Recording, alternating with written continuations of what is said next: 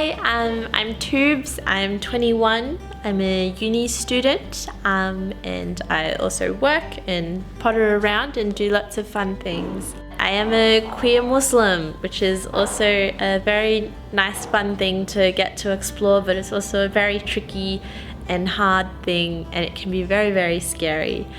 So I guess the reason why we're having this kind of like small sort of series or these discussions about like queer Muslim role models is that you need to be able to have that ability to look out and see that actually someone just like me, someone who went through things like very similar to what I went through, you do make it out to the other side of the slump or of the hardship, and that's something that's really important and is really affirming to know that it is out there and that you're definitely not alone, and it's not just you, a member of the queer youth community, facing that by yourself. It's something that people before you have gone through, and there's things to look forward to about how you can get involved in the community if you want to help foster that more, even just how you can go about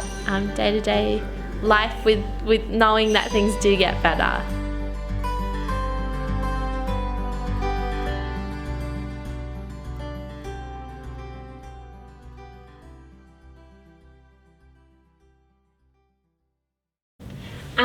You write that when you first were coming to terms with your queerness and also your religious identity, that you felt that you were the only one.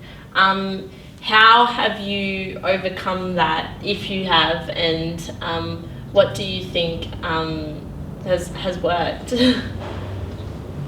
There's a lot in that question. I am definitely not the only one. When I first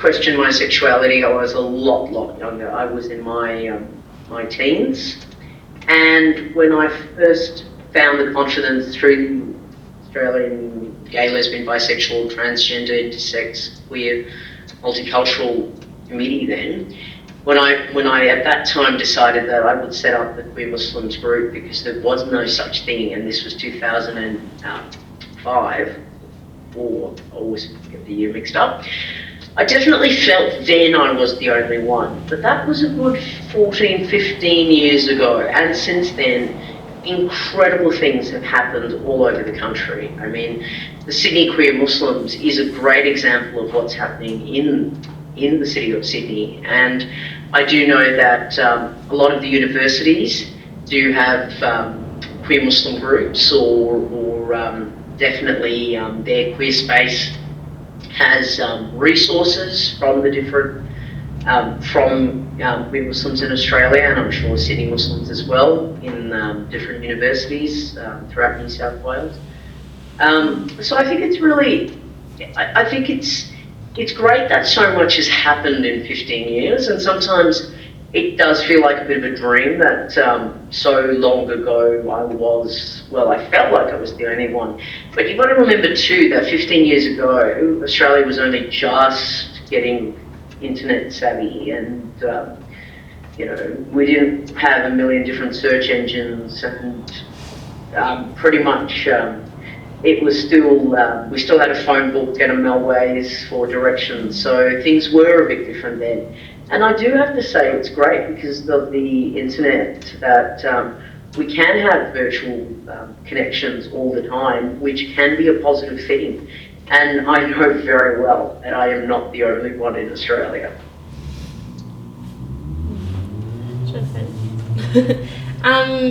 Well, you talk about Australia sort of just becoming internet savvy, but also perhaps even just becoming queer friendly in general.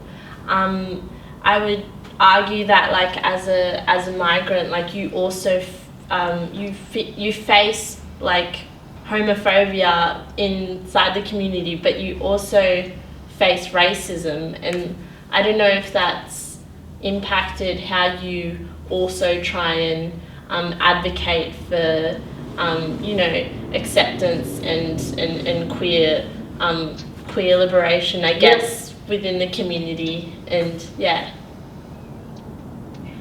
I think racism wasn't really so much an issue for me growing up, purely because I never supposedly looked Pakistani. So my parents being both Pakistani as well, our network the Muslim thing was the basis for my parents' community. So it didn't matter whether you were Indian Muslim or African Muslim or Iranian Muslim.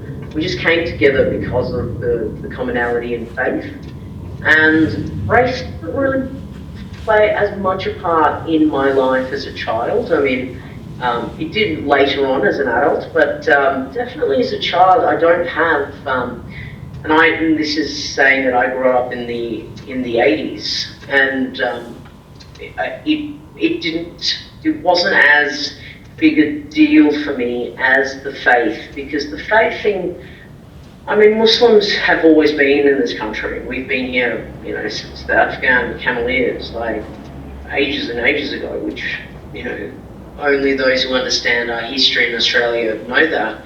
But the Muslim thing was definitely of more interest, perhaps, than the race thing. And look, in the late 70s and the 80s, the country that I lived in, was going through quite a time where we didn't also even talk race. You were more defined on the school you went to, the suburb you lived in, the street you went to, where you were. Class was more of a thing than race. And since I belonged to a class where it didn't matter the colour of our skin, we were all going to the same swimming pool, or we were all going to the same, brownies, Girl Guide camp, whatever. Race did not figure then. It wasn't until I became older that I started looking at race and started thinking about race more deeply. I didn't need to when I was younger. Yeah, I guess a lot of queer Muslim youth now have a different experience. For a lot of us, I ask my other friends, and they say that the plebiscite was one of the most horrific times for them at the family dinner table. And and the plebiscite results came out, and there were these incredible, there was this zoom in on the Blackland electorate, as if the Bankstown, southwest Sydney, where majority Muslim people do live, and I think that was used as fodder for really sprouting Islamophobia and saying things like Muslim people hold progressive ideas. And I think there was something to be said there, where we did feel that we had to fight, we had to push back against the racism as part of trying to not feel attacked for our Muslim faith, and we had to also push back against the homophobia, both internally and externally, because as far as I was concerned, it wasn't the people of Blaxland who called the plebiscite to debate queerness in the first place. So it was almost as if that the real homophobes were, I felt, sitting in Parliament, not in my community, so I wonder how over the years do you feel, if going from the 80s, how has that dialogue within the community then developed, where I feel like we are living in an era of Islamophobia? Well, I can look again. Well, first of all, I'll do the postal survey first. So the postal survey, we all know, was an extremely terrible time for Australia. It just shows you just how useless the two major parties are in terms of being able to put human rights on the agenda properly. So we do know the postal survey was a terrible thing. We got the result we wanted, but at great expense. Agreed. However, it's really important, and this is one thing that I've learned the older I get, because I can say quite honestly that yes, I took everything on when I was younger. being Muslim and being queer, like, because, and they're still very much a part of my identity. I can't be one without the other.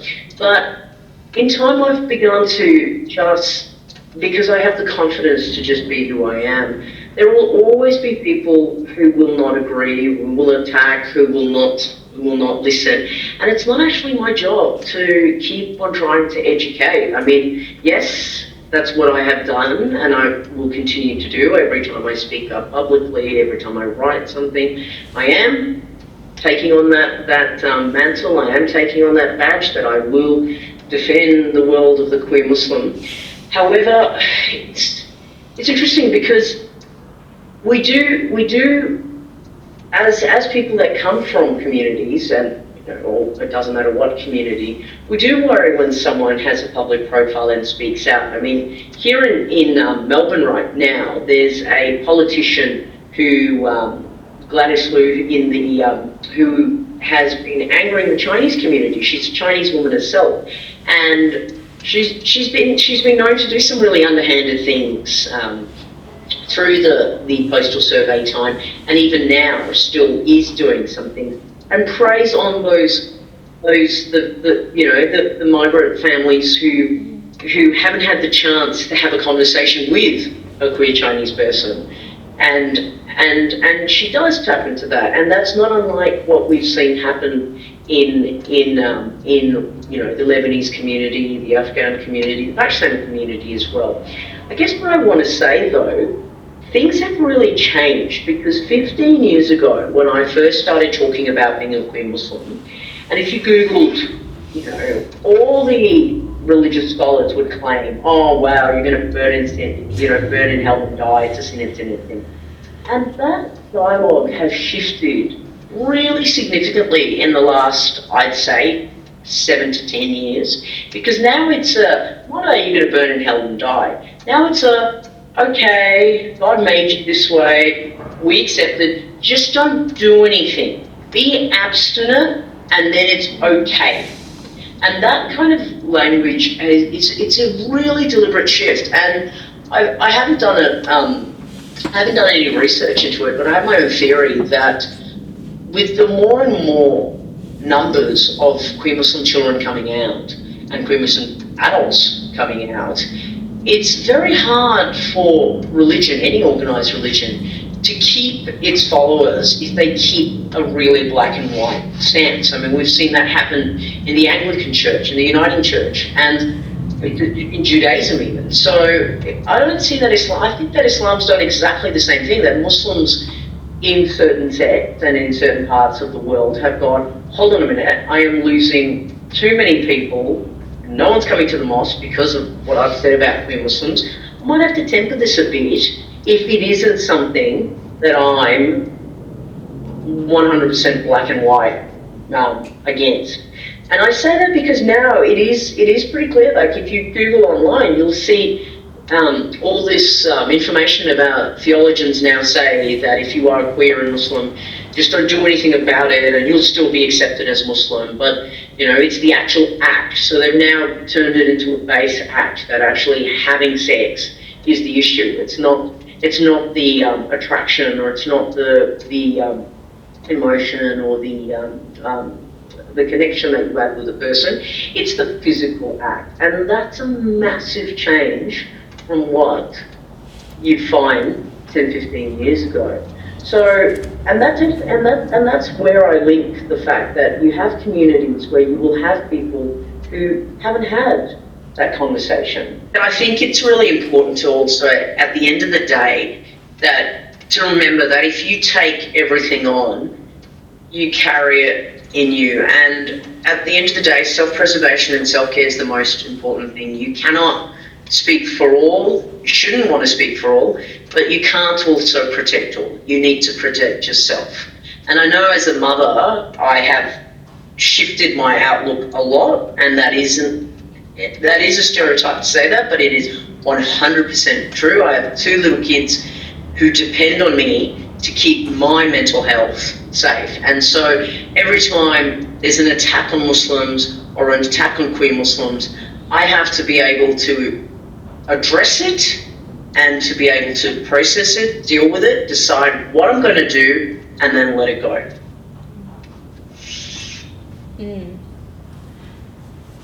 Yeah, I think that's a really important aspect of being part of both identities. You talk about the idea of coming, or like that more people are coming out in the community, and so that's also like making space for dialogue. I think there's also the flip side of the act of coming out, where then it becomes that this feeding into almost queer performativity, or the way that heterosexuality is as much a Western construct as homosexuality, or these ideas kind of actually being so much as that. I feel like that for migrant people, or for people of colour, that coming out might be actually a really scary thing, and that there is this pressure to come out. But on one hand, that obviously it creates space, but also when you're being loud and you're being when you're being proud, there is that question of, I think, self-preservation, as you just said. It comes in a bit. So I was wondering, how do you think? I think years ago, I remember when I was going through my super queer phase, I was at university, and I was very much in that working out my identity, wearing my Bonds t-shirts and Doc Martens. I remember speaking to my mum about this, and my mum said to me, "We love you, we support you, but we are not sticking a rainbow sticker on the car, and we are not marching at Mardi Gras." And I just remember when Mum said that to me, it was so telling, because friends of mine, their parents had done that. They'd gone, joined PFLAG, Parents and Friends of Lesbian and Gays. They stuck a sticker on their car. They'd worn a t-shirt saying, "My child's a lesbian and I love her," things like that. And so I just assumed, and that is right, exactly what you said, that performativity. I assumed that, then that's just going to happen with my parents as well. And it was a good reminder that you do straddle two worlds.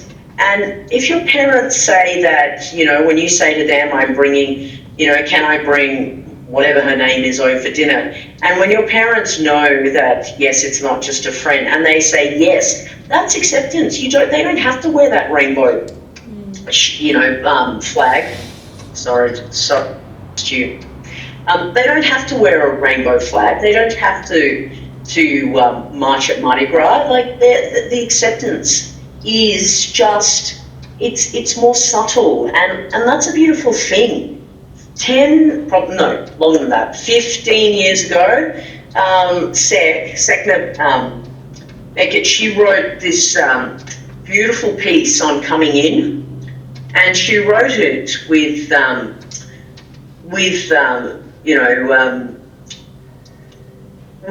a gay man who was talking about how for him the whole process of coming out was not a coming out. It was the fact he was bringing people into his world. And it's a really seminal piece of work worth reading if you haven't already, because it talks about the concept of, in that community, the pressure to come out from the queer community doesn't work with the pressure of how you perform and how you behave in your ethnic community, and how do you straddle the two.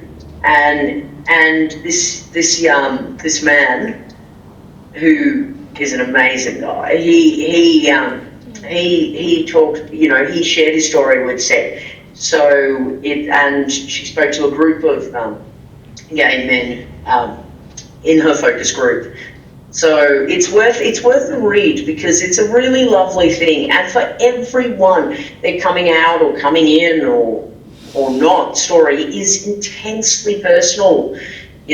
Straight people don't have to do this, but we do. And we really do have to manage, and we do have to remind ourselves that we get to manage as to whether we do come out or not.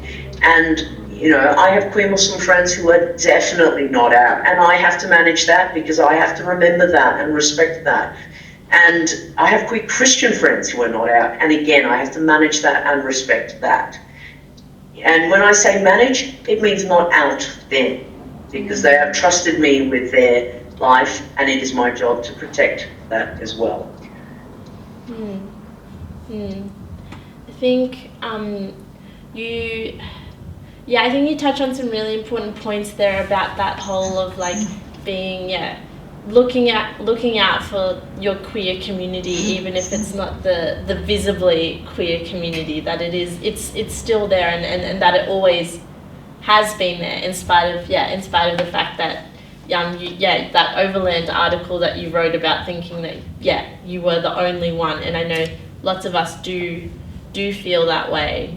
I was wondering if there's also some sort of layer for how it is different coming out, say, because of also, I would say, sexism, like for men or women in the community. Do you feel it affects the community in the same way, or?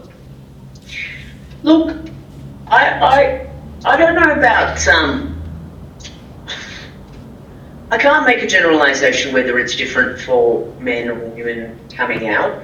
I can say though, the older I get, I do notice just, and I mean, I don't go out to queer events very often these days, but when I do go out, and if there is a younger crowd at the venue, I do find it really interesting just how the younger crowd don't have the signifiers and the identifiers that queer women of my generation did. And I don't just mean the short hair and collared shirts. I mean that in the last 10 years, queers and young queers don't look the way my generation of queers did. Because my generation of queers was still, I'm not that old, but we're still part of a generation that had to really, just before us, the generation before me is the generation that had to fight for queer rights to be decriminalised. So when I came out, which wasn't till university yet, so let's say in the 90s, well, if you look at it, in the 1980s, gay sex between men was decriminalised in Victoria. So my elders had the scars and the trauma of having to be very secretive about being out. And they had to dress a certain way to attract. So my generation got the same, I don't want to say trauma, but I do want to say we got the same instructions that if you are queer, to attract someone, you need to look queer. And so it was actually quite affirming as well. It was really great to go, yes, this is a queer bar, and this is my space. And straight people, you aren't allowed in because this is my place. And then in the last 10, 15 years, that went. And straight places became, as they should, queer-friendly and openly marketed towards queer people. Kids, and when I say kids, uni students, let's say, or young adults, they stopped having to believe that they had to look a certain way, unlike my generation, and they could just look like themselves and be queer. And that's actually been quite confronting to myself and queers of my generation, because we've believed that we've had to be a certain way because of the trauma that the people before us experienced. And remember too, the ones before us are also part of the AIDS generation too. We're not, we've just missed that. But we've experienced that kind of secondhand trauma and that kind of information that we need to be a certain way. And then fast forward to the next generation, so millennials generation, and they don't have any of the constraints that we do. They don't have to look a certain way to attract queer people. They don't have to walk into a straight bar and fear that, oh God, they're going to get told get out, as we have and I have. They don't have that same kind of isolation that we have. They have their own issues. They've got their own, like every generation will have their own problems or their own hurdles, obstacles to face, but they don't have the same ones. And that's where I think that's where a bit of, not disconnect, but that's where history is so important.